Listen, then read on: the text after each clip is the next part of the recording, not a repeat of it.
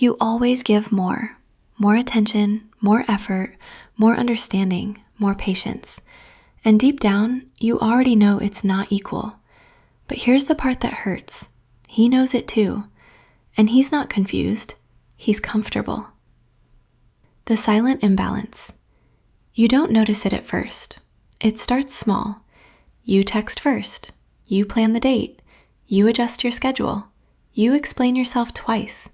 You forgive quickly. You tell yourself, it's okay, relationships take effort. But the effort is not mutual. And slowly, something shifts. You start over-functioning. You anticipate his moods. You manage his stress. You lower your expectations. And the more you give, the more the balance tilts. Not because he forces you, because you volunteer. Because somewhere inside you believe, if I give more, I'll be valued more. But that's not how power works. The one who invests less often controls more. The silent imbalance. You don't notice it at first. It starts small. You text first. You plan the date. You adjust your schedule. You explain yourself twice. You forgive quickly. You tell yourself, it's okay, relationships take effort. But the effort is not mutual. And slowly something shifts. You start over-functioning. You anticipate his moods. You manage his stress. You lower your expectations. And the more you give, the more the balance tilts. Not because he forces you, because you volunteer. Because somewhere inside you believe, if I give more, I'll be valued more. But that's not how power works. The one who invests less often controls more. The emotional burnout. This is where you start feeling tired, not physically, emotionally. You feel unseen, underappreciated, drained, but you don't leave. Why? Because you've invested too much. Time, energy, hope. You think, if I stop giving, everything will fall apart. But here's the truth you don't want to face. If the relationship only survives because you carry it, it's already broken. And deep inside, you start resenting him. But you resent yourself even more for staying, for accepting crumbs, for shrinking your needs. The power shift. Here's what changes everything. The moment you stop overgiving, not dramatically, not with a speech, just quietly. You stop initiating every time. You stop fixing every conflict.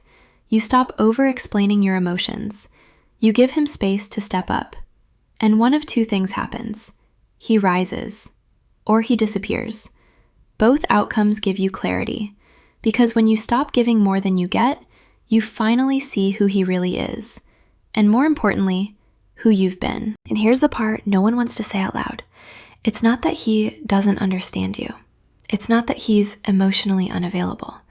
It's not that he's confused. He understands perfectly. He just doesn't have to try. Because you keep compensating for what he doesn't give. You explain yourself twice.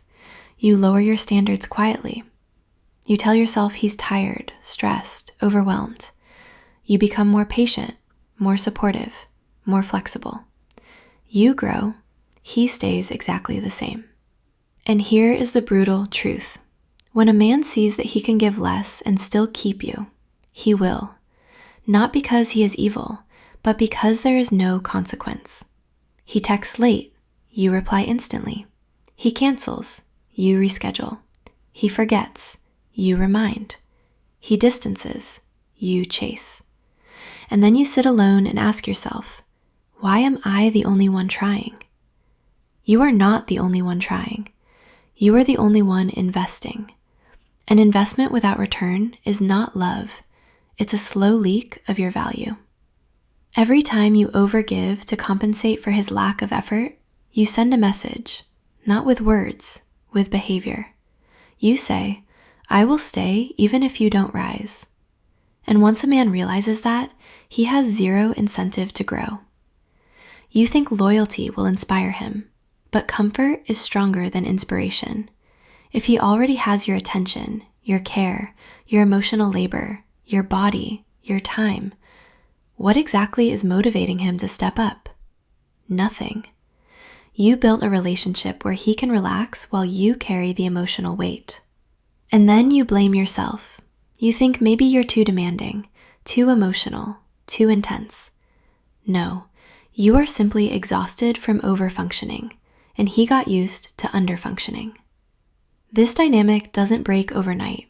It breaks the moment you stop compensating, the moment you stop fixing his silence, stop softening his indifference, stop justifying his bare minimum. And here is what will shock you. When you stop overgiving, one of two things happens.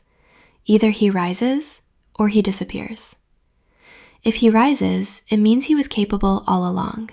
If he disappears, it means he was staying because you were doing the work for both of you. That's not loss. That's clarity. You are not too much. You are simply carrying two people. And the moment you drop the extra weight, you will feel lighter. Yes, it will hurt because you will finally see how little he was actually giving. But pain from clarity is different from pain from confusion. Confusion drains you. Clarity strengthens you. You don't need to shout. You don't need to threaten. You don't need to perform independence. You just need to stop overgiving. And watch. Watch what he does when you no longer do the emotional heavy lifting. That reaction will tell you everything you need to know. Not his words, his effort. Because real interest is not spoken, it's shown. And if he wanted to show up, he already would have.